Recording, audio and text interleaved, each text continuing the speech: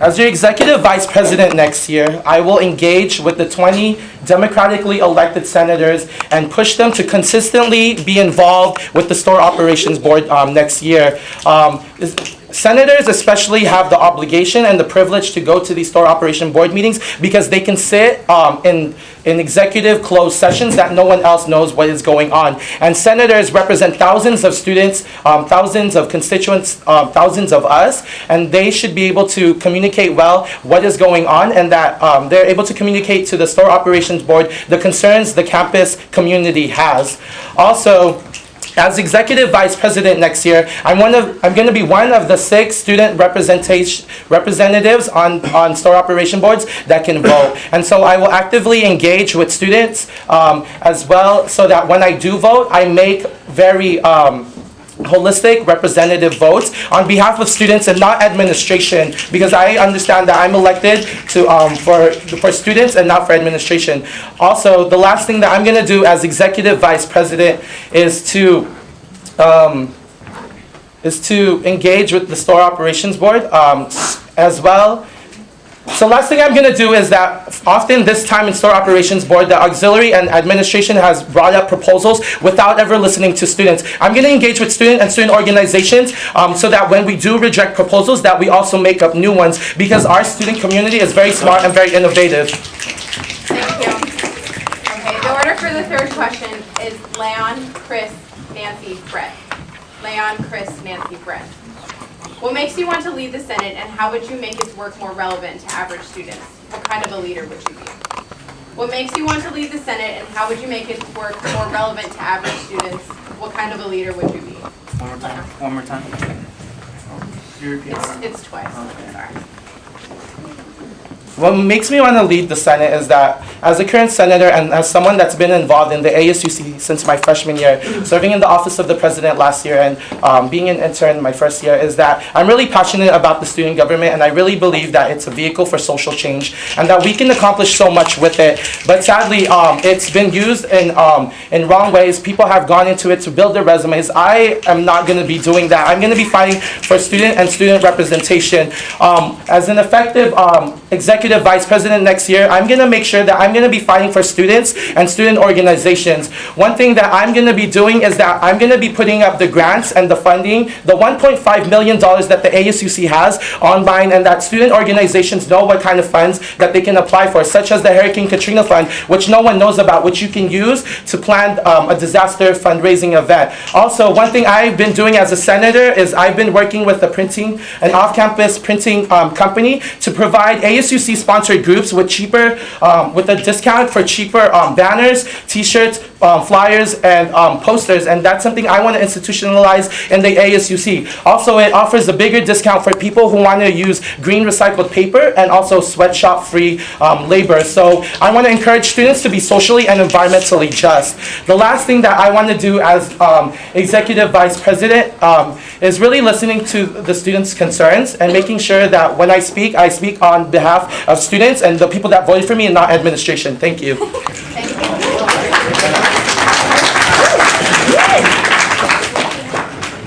Okay. All right. So the executive vice president. The job of the executive vice president is to be the chair of the Senate. 20 folks, different political parties. Who better to chair the Senate than an independent? Now, my platform's focused right now on things that I've already been doing as a senator. Things that support student groups which are in dire need. For example, number 1, student resources. I've initiated a student resource guide that would centralize all information on and off campus, printing services, venues, catering services, and we would go down the line. As the body of 36,000 students, we have the bargaining power to get a discount. Second, student services. I brought in Innovative Design, which is a free graphic consultant for student groups, teaching folks Photoshop to bring that back to their communities.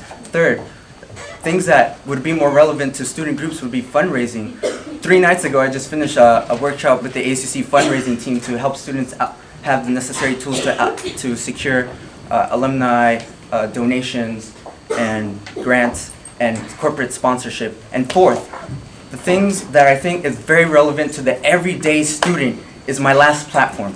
Senate transparency and accountability. You elect 20 folks right now that go into the Senate, and there's no mechanism to hold them accountable. Right now, I'm in the process of creating senator reports so that I'm institutionalizing a mechanism that when I'm the chair, my job is to hold all 20 folks accountable. So every week I'm like, hey, Senator A, how are you doing? And then you'll know. Thank you.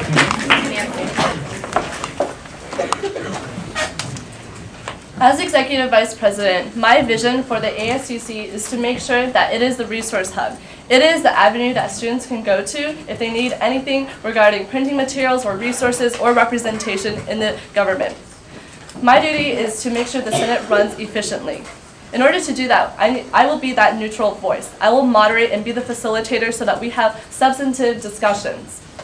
I was elected the Colorado Youth Governor and I chaired a conference with over 200 students. I understand the leadership skills it takes to oversee 20 senators, make sure that they stay on task, and make sure that they're representing their community. Because I envision the ASUC as being the resource hub, as being the avenue for students to come to for anything, I want to make sure that it is providing the transparency. I want to encourage all the senators that I would oversee to make sure that they're communicating with their group using a video blog. I'd also have the vice chair regularly update the students and have a video blog that demonstrates exactly the activities that are going on so that we can have budget transparency so that every student knows exactly the activities of the ASUC. Another goal is to make sure that the senators collaborate on one large-scale project. Because of the biases certain senators might bring into the Senate because of the specific community they come from, I want to make sure that all the senators are friends first and foremost, so that before they start their duties as senators, that they're collaborating together, that they get to know each other one-on-one, and that they have something that they can share. Because we all came to Cal for one reason, and it's academics. Thank you. Thank you.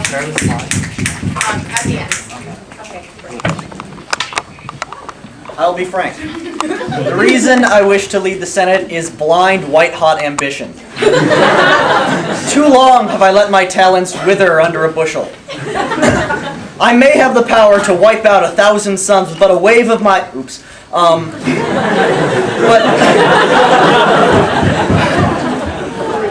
But the Senate allows me something I have never yet had. The chance to air my own personal obsessions and political beliefs in an utterly irrelevant setting. As to what sort of leader I would be a strong leader, a wise leader, a leader not afraid to turn his enemies into bats. With me at the helm, this school shall reach the heights of glory never yet dreamt of. I dare you not to vote for me.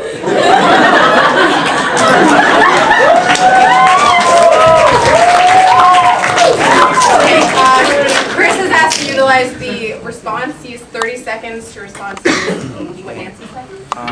Well, it's mostly generally to all candidates. To me, there's a lot of the word usage of neutral facilitator. To me, personally, I ran as an independent senator because I wanted to bridge the political parties and to make everyone work collaboratively, to work together.